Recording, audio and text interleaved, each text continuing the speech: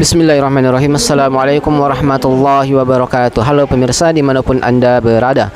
Pada kesempatan kali ini kami akan membahas dua poin. Yang pertama, sejauh mana struktur politik ekonomi kerajaan Luwu dalam membentuk ruang sosial yang memungkinkan lahir dan bertahannya narasi Saweri Gading.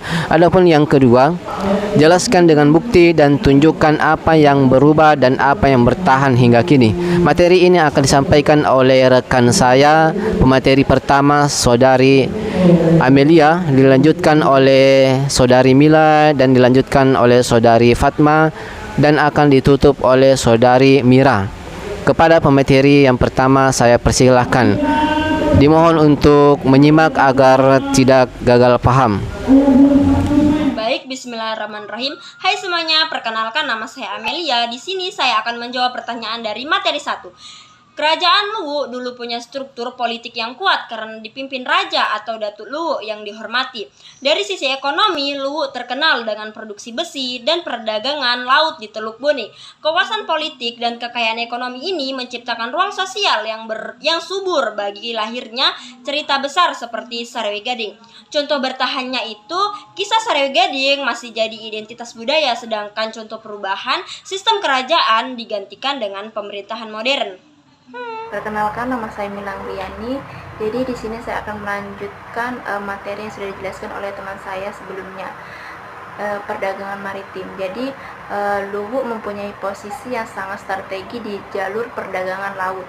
Dulu itu besi dari Luwu diperdagangkan sampai ke Maluku, Jawa, bahkan Kalimantan. Nah, karena kegiatan perdagangan ini juga masuk ke cerita Sarewe Gading, ikut menyebar ke luar daerah. Adapun contoh yang masih bertahan seperti Teluk Bone tetap jadi jalur penting perdagangan laut sampai sekarang.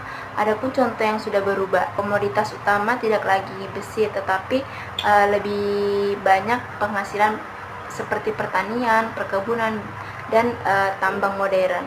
Oke, itu saja, kurang lebihnya mohon dimaafkan. Assalamualaikum warahmatullahi wabarakatuh.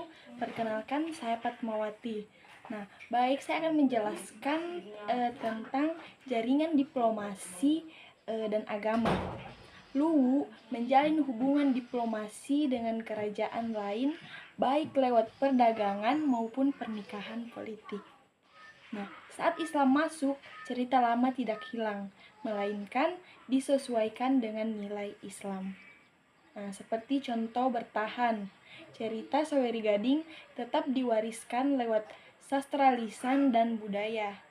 Contoh berubah, seperti dulu masyarakat menganut kepercayaan tradisional, kini mayoritas beragama Islam. Baik, terima kasih. Assalamualaikum warahmatullahi wabarakatuh. Jadi kesimpulannya yaitu struktur politik ekonomi Luwu mendukung lahirnya narasi Sarewe Gading yang menjadi simbol kebanggaan orang Luwu. Yang bertahan, cerita Sarewe Gading, tradisi sastra lisan, identitas budaya, dan pentingnya jalur perdagangan laut. Yang berubah, agama resmi, kepercayaan lama, Islam, sistem pemerintah, ekonomi, besi, pertanian, perkebunan, dan tambang. Jadi itulah kesimpulan dari hasil diskusi kami. Sekian dan wassalamualaikum warahmatullahi wabarakatuh.